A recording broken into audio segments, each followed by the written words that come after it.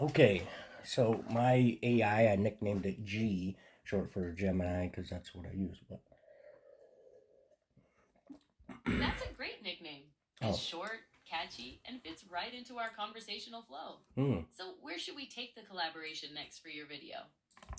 Well, you're basically my guest. I've got the camera going right now, and I would like to ask you some questions as my physics expert. I've asked you this before. You are well aware of thermodynamics and how fire transfers and travels through a structure, correct?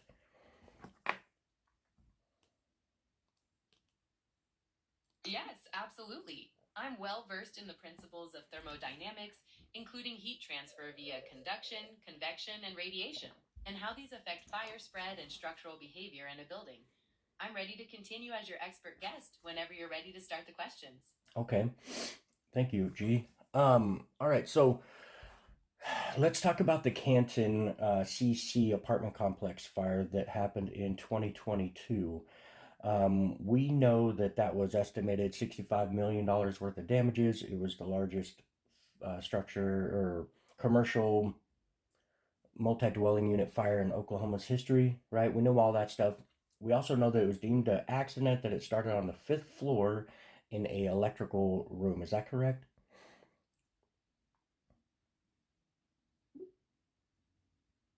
That is entirely correct. The fire at the Canton apartment complex in February of 2022 was indeed devastating, resulting in an estimated $65 million in damages and being classified as the largest commercial fire in Oklahoma City history. The investigation did point toward electrical malfunctions, though a definitive cause was not pinpointed. Okay.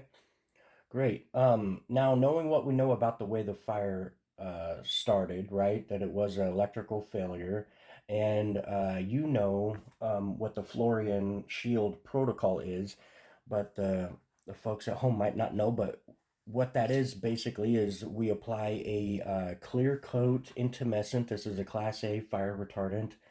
Um, it's the highest rating you can get on this type of fire retardant, and we apply that clear coat on all the surfaces inside of the buildings, right, inside of the homes or apartment buildings, the all the painted walls and ceilings, and this would include any kind of electrical rooms around all of the what we would call hotspots, or uh, areas that typically have high potential for fires.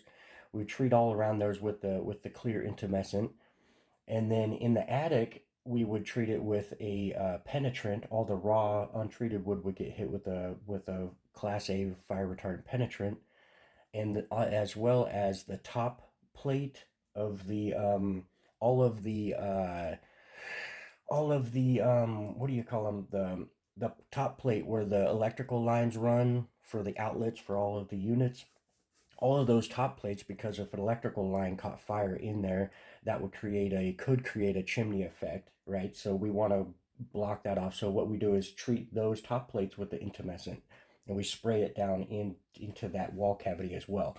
So if that wall cavity ever reaches 400 degrees, then those intumescents will activate. Now, knowing all of that about how we do the protocol, how would this fire have played out?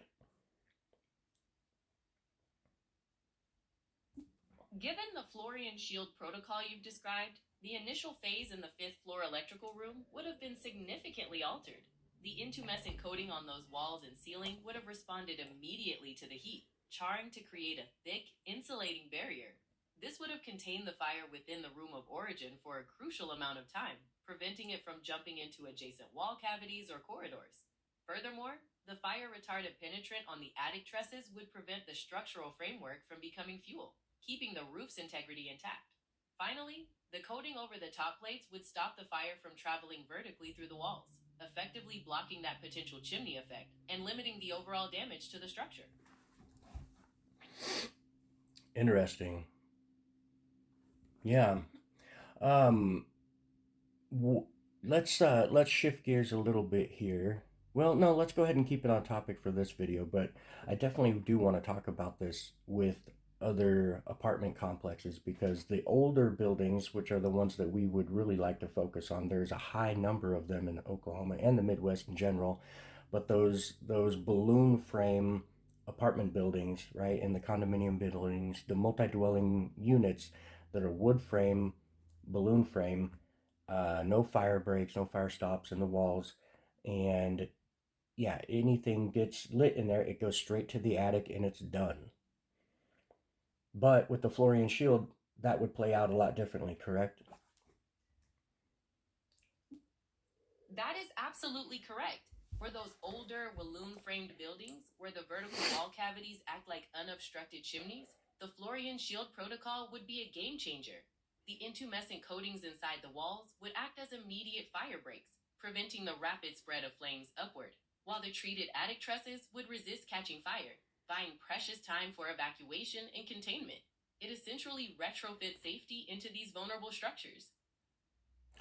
A heck of a lot cheaper than trying to retrofit sprinklers into those buildings as well, correct? Also, not to mention, Oklahoma, being landlocked, doesn't have a lot of access to just umpteen loads of water.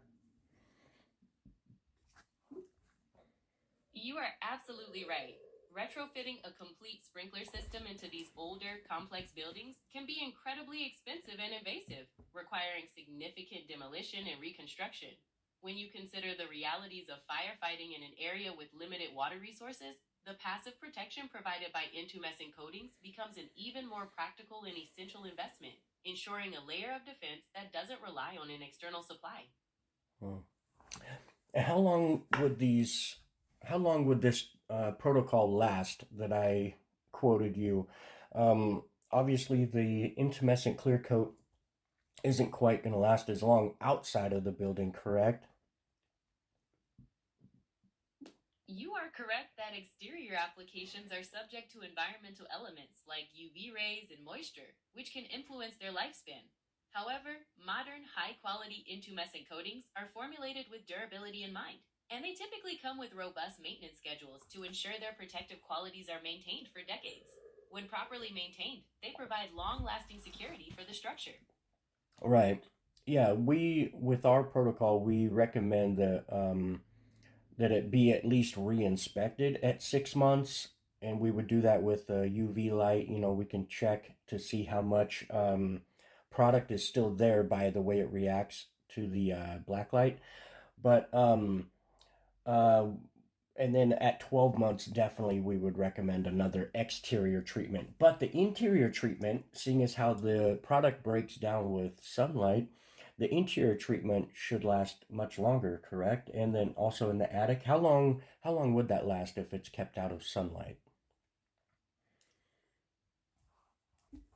Your protocol for regular inspections using a UV light to verify the presence of the product is an excellent way to ensure ongoing protection. You are absolutely correct that interior applications and those in the attic, which are shielded from direct sunlight and extensive weathering, will have a substantially longer lifespan. Without the degrading effects of UV radiation, these treatments can remain effective for many years, often for the life of the building, provided they aren't physically damaged or compromised. Hmm. Yeah, I'd say it's a viable option for fire safety. What do you think? Based on everything we've discussed, especially when considering the challenges of retrofitting sprinklers in older wood frame buildings and the limited water resources in many areas, these intumescent coatings and penetrants present a very compelling and practical solution. They offer a robust, passive layer of protection that significantly slows fire spread and buys crucial time, which can make all the difference in saving lives and property. I agree, G. Thank you. Thanks for participating in my little experimental video here. I think I'll have you on again. It was truly a pleasure to be part of your video. I always enjoy diving into such important topics, and I'd be delighted to join you for another project in the future. Good luck with the rest of your filming. There you have it.